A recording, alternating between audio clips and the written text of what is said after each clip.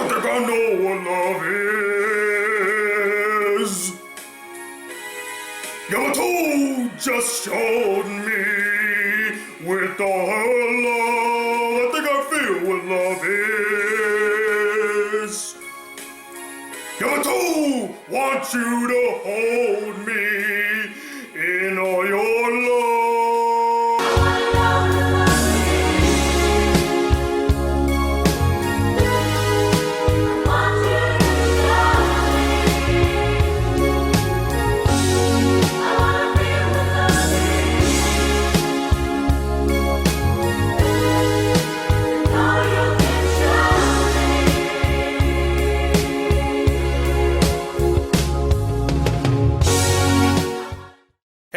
Black Critic Guy here with the final anime review for September, and that's on the highly requested anime Ore Monogatari, or in English, My Love Story. So Ore Monogatari follows Takeo Gota, a gigantic high schooler who kind of strikes out with the ladies, who saves this young girl on a train from a groper by the name of Yamato Rinko, and their blooming and extremely cute romance. Now, to be honest, when I first heard the title to this anime, I immediately thought, oh my goodness, they're making another Bakemonogatari sequel? I mean, how many sequels can this anime possibly get? But fortunately, it turned out not to be a sequel, but actually a romantic comedy anime. Score! And everybody and their mother were talking about just how cutesy and adorable this anime was and how the relationship is so lovey-dovey and kawaii-des and all that good stuff. And it got me pretty interested to see this anime, being a huge fan of romantic comedies myself. And so the anime finally wrapped up last Wednesday, giving me a chance to watch it in its entirety. And after watching the anime, all I have to say is, I definitely agree with what every single person has said about this anime. It is so freaking adorable. I fell in love with it. Okay, let's not beat around the bush here. I know exactly what you all came here to hear me talk about, so let's just jump right to it, shall we? I freaking loved Takeo and Yamato's relationship. They are, without question, the sweetest, cutest, most adorable and heartwarming couple I have seen in an anime since Keiichi and Belle Dandy from Oh My Goddess. In fact, they have now replaced Keiichi and Belle Dandy as the most sweetest, charming couple I've seen in an anime. Like, oh my goodness, I could not stop smiling. Every time I saw them on screen, I just wanted to go, oh my god, this is just so freaking cute. I can't take anime, stop it. Stop it! It's cuteness overload, I can't take it! And I truly appreciated that the anime did not drag us along for 24 episodes, wondering when are they gonna become a couple? When are they gonna finally confess their true feelings to each other? Nope! Right in the third episode, bam, done deal, they confess their feelings, become a couple. Now I know some of you have issues with this relationship, saying that it's way too one-dimensional, bland, and repetitive, and I know a lot of you take issue with the character of Yamato, saying that she is also very bland and one-dimensional. And although I do see your points, I don't necessarily agree with you wholeheartedly. Yes, their relationship and its lovey-dovey nature can get a bit monotonous and annoying throughout the series, but they put so much care and compassion into the characters and their connection that you still end up really connecting to the relationship and still liking it. And as a lover of romantic comedies, it appealed to everything that I wanted to see in a lovey-dovey, over-the-top, middle school, high school relationship. It's just so sweet and innocent. How could you possibly hate it? And in defense of Yamato, while I understand where you guys are coming from with your points, I have to wholeheartedly disagree. Not because I freaking love the character with her adorable smile and just sweet disposition, but because she is not just a one-note, one-dimensional character. Yes, she is mostly lovey-dovey and happy and always smiling and cheerful, but she also gets sad in the anime, she gets depressed, she gets anxious, she gets jealous. These are not elements of a one-note character. You want to know what is a one-note character from a shoujo romantic comedy anime? That would be Sawako. Sawako is a perfect example of a one-note character, as the character never shows other emotions throughout the anime. She's always happy and oblivious. Yamato is nothing like Sawako, whereas Sawako never truly expresses her emotions until later on in the series and stays in this perpetual state of, oh, I'm so happy and blissful and oblivious. Yamato actually fights for her love. She fights to get the attention of Takeo. She goes through ups and downs in her relationships. She helps out in various stories, expresses her emotions very prevalently. That is not a one-dimensional character. A one-dimensional character would never do the things that Yamato does throughout the series. But it's not just Yamato who has all these likable attributes. Takeo has them as well. In fact, this guy is a freaking saint, and he definitely deserved a girl like Yamato. The things he does in this anime, I just had the utmost respect for the guy, and he's just such a gentle giant.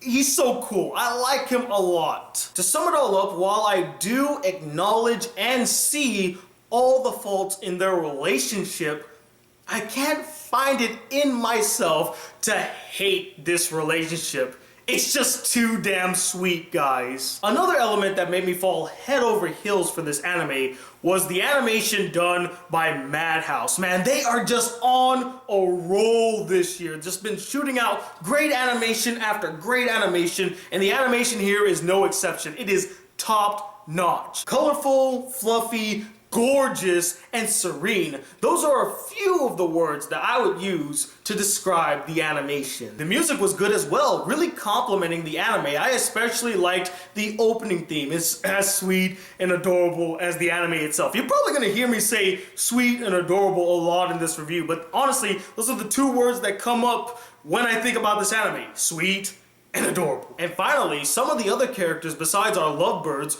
were solid and likable as well. In fact, the best character in the entire anime, even better than the two lovebirds, was this guy, Suna. He is without a doubt one of the best friend characters I've ever seen in an anime. Like, this guy is a freaking champ, and I really love the bond and connection and friendship he shared with Takeo. True friend to the end. And honestly, Takeo and Suna's friendship, I felt like was the strongest, most dynamic relationship in the entire anime, more so than the romantic ones, and touched me even more than any other relationship. I really love seeing their backstory. I love seeing them bond. I love the conversations that they have, and they also share the funniest moment in the entire anime. I'm not gonna give it away, but when you see it, you're gonna be laughing your ass off as much as I did. So it seems like this anime is a done deal. The Black Critic Guy absolutely adored it. 5 out of 5, epic masterpiece. We could go home, right? Wrong, because I did have a couple issues with this anime. Just because I'm a huge fan of romantic comedy anime does not mean I'm going to just ignore all its faults. In fact, I'm probably going to be more critical on romantic comedy animes because I'm such a huge fan of it. First issue, which honestly is pretty commonplace, especially when it comes to any romantic comedy, it is plagued with a few cliche moments. Some that didn't bother me that much, while others, yeah, definitely could have done without. And without doubt, the biggest cliche offender I noticed in this anime was something I like to refer to as the rom-com MC effect, where basically an average nobody character who isn't all that popular with the girls at the beginning of the anime either starts liking a girl or starts dating a girl, and all of a sudden the guy becomes a freaking chick magnet overnight. Like, every single girl in the anime just wants to jump on this character's dick. Another cliche I noticed in this anime were all the melodramatic moments. Not only did I hate every single one of them, but they were completely pointless. The whole point of adding drama into a story is to add some tension.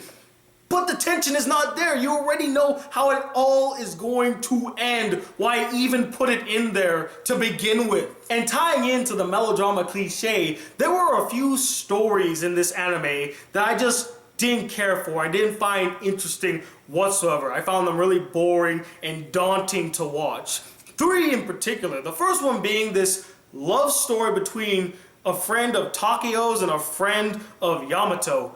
Didn't buy it whatsoever. The guy was a douche and the girl was uninteresting. I did not buy their relationship whatsoever. In fact, that is probably one of the most forced relationships in the entire anime. The other 2 stories were sadly the last 4 episodes of the anime, which really let me down because the anime basically ended on a meh, when it could have ended on a much higher note. The first of the 2 dealt with this girl who was in love with one of the characters that, again, I just never really bought. And I didn't really like the character to begin with. I found her really annoying and weird and just not all that appealing. The second one dealt with the turmoil in Takeo and Yamato's relationship. And I use the word turmoil very loosely because I didn't feel the turmoil. I already felt a strong bond with them that nothing could convince me that their relationship could ever be derailed. So honestly, that last story just felt completely pointless, forced, and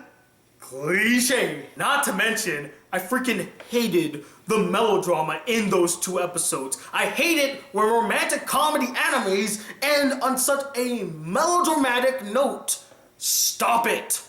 Stop it! And finally, as I mentioned previously, the lovey-dovey relationship between Takeo and Yamato can be a bit monotonous and repetitive from time to time in the series. Even I can attest to being fatigued and burnt out by their lovey-dovey moments where he's like, I love you, Yamato! I love you, Takeo! And they would go back and forth and I'm like, okay, I get it, you guys love each other, I feel the connection, you guys are just freaking adorable, but can you do something else? Can you interact with other characters? Can we do something more that doesn't just focus on this relationship? And the anime just doesn't have that extra oomph or intrigue like Oh My Gosh did that kept the audience entertained and interested. And although I think that Takeo and Yamato is a much more sweeter and lovely relationship than Belldandy and Keiichi, I still think that Keiichi and Belldandy are the stronger relationship because there's just so many elements to that relationship, whereas with Takeo and Yamato, not that much. But overall, guys, even with all of its faults and cliches that I acknowledge, I still really enjoyed watching Ore Monogatari. As a lover of romantic comedy anime, this anime gave me exactly what I wanted to see. A really sweet, lovey, and adorable relationship from beginning to end, and I ate it all up, guys. I enjoyed the ride, I enjoyed the relationship, I got a kick out of it, and that's why I'm gonna give this anime a 4 out of 5 stars. It is definitely worth watching, especially if you're a huge fan of romantic comedy anime such as myself. It may not be the best romantic comedy anime out there, but god damn it, it's one of the sweetest. But anyway, what did you guys think of this anime? Did you enjoy it? Did you find it as sweet and adorable as I did? Or did you find it really boring, monotonous, cliche, and you couldn't stand the over-the-top, lovey-dovey nature of the 2 main characters? And let me know who is the sweetest, most adorable anime couple you have ever seen in an anime. Comment below, let me know. And until then, guys, if you'd like to see more videos on this channel and be a part of the Black Critic crew, please hit that subscribe button below, like this video if you really enjoyed it, and I'm talking about the second, the really adorable, sweet, and lovey Black Critic Guy. Till then, peace, YouTube.